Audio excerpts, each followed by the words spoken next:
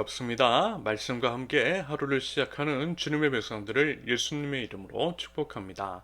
2023년 4월 21일 금요일 오늘 주신 말씀은 민수기 16장 16절에서 35절까지입니다.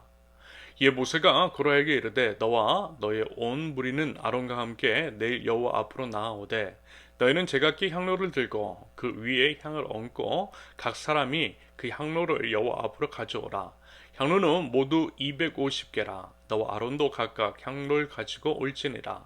그들이 제각기 향로를 가져다가 불을 담고 향을 그 위에 얹고 모세와 아론과 더불어 회막문에 서니라.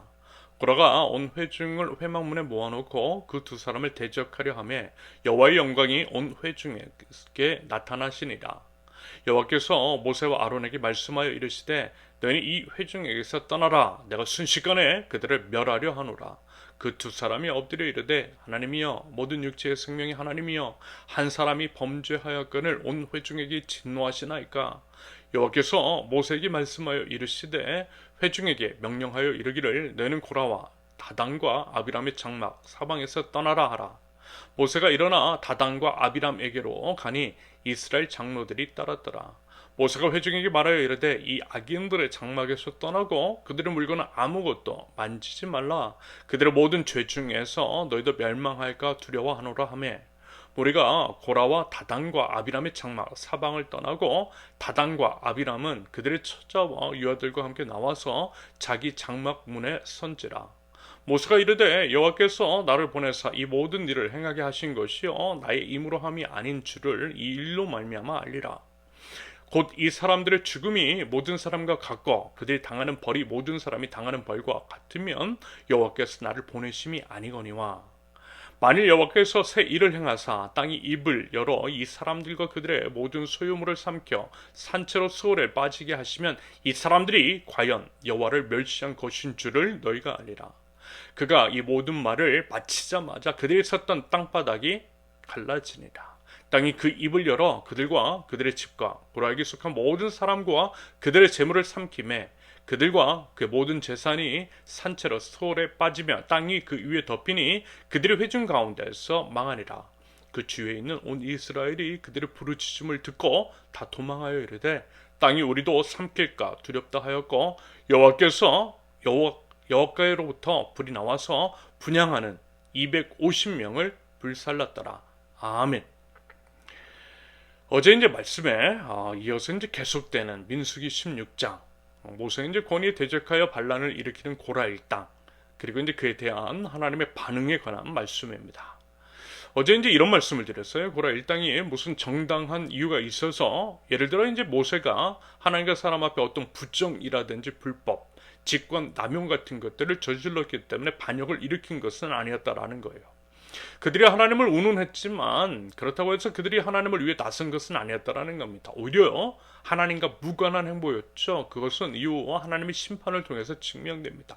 그리고 중요한 것은 그들이 모세에게 왕이 되려는 것이 아니냐라고 하는 식으로 공격을 했지만 도리어 그들이 왕이 되고자 하는 욕심이 그들 안에 있었기 때문에 그 어떤 표현을 썼던 거예요. 하나님께서 왜 그 더럽고 흉악한 속마음을 모르셨겠느냐라는 겁니다.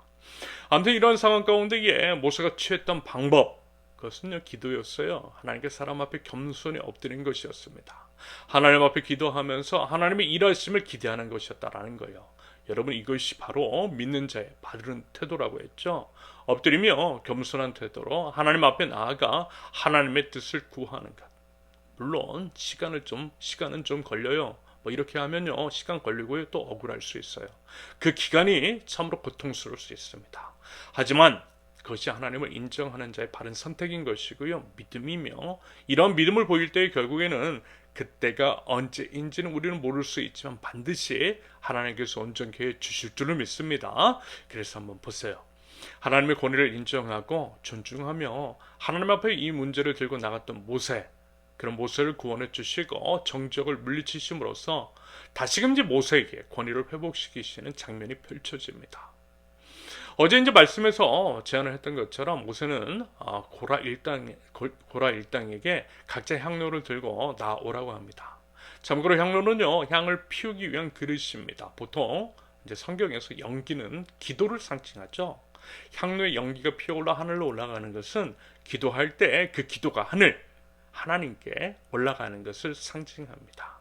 그러면서 이제 예수 그리스도의 십자가 대속 이전까지는요, 그 어떤 사람도 하나님께 직접 나아갈 수가 없었습니다. 오직 거룩하게 구별된 제사장만이 뭐든지 제사의식, 지금으로 말하면 예배를 섬기고, 또 지금으로 말하자면 예배당의 회방에서 봉사할 수가 있었다라는 겁니다. 구별된 사람만이 레위인과 제사장, 특별히 이제 그리고 대제사장만이 예배를 섬길 수 있었다라는 거예요. 하나님 앞에 나아갈 수 있었다라는 겁니다. 하지만 예수님으로 인해서 모든 사람은 오직 예수님의 십자가 보혈을 의지해서 하나님께 직접 나아갈 수 있게 되었어요. 십자가 사건 당시 성소와 지성소를 나누는 휘장이 위로부터 아래로까지, 위에서부터 아래로 찢어졌다라고 하는 것이 바로 그것을 상징한다고 저는 이제 고난주간 새벽 말씀에서 언급해 드렸습니다. 아무튼 이제 향로라고 하는 것은요, 오직 제사장만이 만지고 다룰 수 있는 일종의 특권 같은 거예요. 방금 전 말씀을 드렸던 것처럼 향로에서 피어오르는 연기는 기도를, 특별히 예수 그리스도의 중보기도 사역을 상징한다라고 합니다. 말하자면 제사장의 역할도 일종의 그런 것이었다라는 거예요. 역시 또 이제 말씀을 드렸던 것처럼 예수님 이전에는 그것을 아무나 할 수 없었어요. 오직 하나님께서 세우신 자, 하나님께서 권위와 권한을 허락해 주신 사람만이 그 직분을 감당할 수 있게 하셨다라는 겁니다. 그런데 그들 이제 고라 반역 일당들은 이 사람 및 사역의 엄중함을 간과했던 겁니다. 무식하고 무지하니 하나님을 모르고 있으니 교만을 떨고 감히 대항을 했던 것이겠죠. 그들은 표면적으로 모세를 거슬렀지만 본질적으로는 하나님을 거슬렀던 겁니다. 하나님 무시했던 거예요. 그래서 보세요. 하나님을 무시했던 그들의 결과, 20절과 21절에 드러나 있는 것처럼 하나님이 진노하십니다. 하나님께서 모두 멸하시겠다라고 엄중히 경고하셨어요. 그런데 그때 보세요. 이제 아론이 하나님 앞에 엎드려 애원을 드립니다. 기도를 합니다. 물론 조금은 이제 이해할 수는 없지만 여기에서도 이제 모세와 아론, 즉 하나님께서 권위를 정당하게 부여해 주신 지도자로서의 면모를 모세와 아론에게 엿볼 수 있는 것 같습니다. 그들은요, 어떻게 해서든 한 사람이라도 더 살려보려고 했던 겁니다. 여러분, 이것은 지도자의 마땅한 자세입니다. 그래서 아무튼 오직 주동자들만 심판하실 것을 하나님께 애원하죠. 이에 하나님은 그 기도에 응답을 하시고 이스라엘에게 기회를 주세요. 그 악한 일당들에게 떠나갈 기회를 주십니다. 그런데 한 가지 안타깝고 또 무서운 것은 또 뭐냐면 25절 이하부터 기록되어 있는 것처럼 그들의 가족은 함께 심판을 받아 죽게 하시다라는 겁니다. 이 부분은 아마도요, 구원의 단위가 가족인 것처럼, 예를 들어 노아 한 사람만이 의인이었지만 그로 인해 가족 전체를 살려주셨던 것처럼 하나님의 심판도 가족 단위임을 드러내는 것일 수도 있겠습니다. 하지만 엄밀히 말씀을 드리면 인간은 하나님 앞에선 단독자로서 각자의 믿음에 대해서 책임지면 되는 거예요. 다만 함께하는 가족에 대한 책임감을 가지고 그들의 구원을 위해서 힘쓰는 것은 참으로 중요합니다. 우리 모두의 가족이 우리를 통해서 구원의 길로 인도함 받기를 기도하고 응원하겠습니다. 그러면서 이스라엘에게 이제 심판을 면할 수 있는 기회를 주셨음에도 불구하고 끝까지 악인들을 떠나지 않았던 250명도 35절의 기록처럼 결국 끝내 하나님의 심판을 받게 됩니다. 역시 표현이 좀 그렇긴 하지만 이런 줄을 잘 써야겠죠. 하나님의 뜻에 거스르는 다수의 편이 아니라 하나님께 온전히 서 있는 모세와 아론, 비록 소수이지만 그와 같은 편에 서는 것이 우리가 살 수 있는 길인 겁니다. 12명의 이제 정탐꾼의 경우도 똑같았잖아요. 다수의 편이 아니라 비록 소수라 할지라도 하나님의 편에 선 자들과 함께하는 것, 이것이 지혜라는 겁니다. 마지막으로 오늘 말씀에서 특별히 한 번 더 주목하고자 하는 것은 이 부분입니다. 여러분, 오늘 본문에서도 분명히 드러났지만 하나님께서 말씀하시는 자는 모세와 아론뿐이었습니다. 고라와 그 일당이 아니었다라는 거예요. 그 악한 자들과 대화하시는 장면은 어느 곳에서도 찾아볼 수가 없습니다. 무슨 얘기죠? 하나님의 음성을 듣지 않는 자, 하나님과 무관한 자들도 하나님 운운할 수 있다라는 거예요. 하나님의 이름을 앞세워 자신의 탐욕을 채우는데 급급할 수 있다라는 겁니다. 여러분, 이 부분을요, 특별히 경계하고 또 주의하며 분별해야만 할 것입니다. 최근에도 이제 너무 머리가 너무 지끈지끈하고 아픈데요. 여러분, 제발요, 목사라고 해서 다 따라다니지 마세요. 하나님의 이름을 욕먹이고 있는 싹군들이 너무 많습니다. 한국 사회를 어지럽히는 자들이 너무 많아요. 그런데 그들을 너무 맹종하는 것 같아 보입니다. 넷플릭스 다큐멘터리 나는 신이다에서 나온 사이비 집단 같은 자들이 한국 교회 안에도 너무 많아요. 그런데 문제는 그들이 이제 생긴 세력도 너무 크다는 거죠. 사람들이 너무 많이 가요. 그런데 그래서 또 이제 헷갈리는 것일 수도 있겠습니다. 하지만 여러분 조금만 분별력 있게 살펴보시면 가늠이 되세요. 여러분 그들의 거짓이 뻔히 보이지 않습니까? 그리고 교회나 이제 목사들을 선택하는 것도 마찬가지라고 생각합니다. 여러분 예수님께서 좁은 길을 말씀하신 것도 한번 진지하게 생각해 보세요. 좁은 길은 결국 오늘 말씀에 비추어 생각해 보면 모세와 아론 하나님 앞에 선 소수자들이잖아요. 이름도 빛도 없이 비록 사람들에게 외면받지만 바른 길을 걸어가는 분들. 먼저 우리 세우는 교회가 그리고 저도 그런 교회 그런 목사가 되면 좋겠습니다. 여러분 대형 교회라고 사람이 많이 모인다고 꼭 진리인 것은 아닙니다.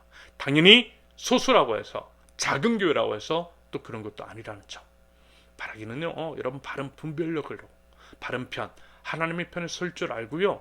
무엇보다 하나님 앞에서 바른 태도로 오직 하나님 앞에 겸손한 저 여러분들 하나님 앞에 바른 길 하나님의 길을 온전히 걸어갈 줄 아는 우리 세우는 교회 될 수 있기를 예수님의 이름으로 축원합니다. 함께 기도합니다.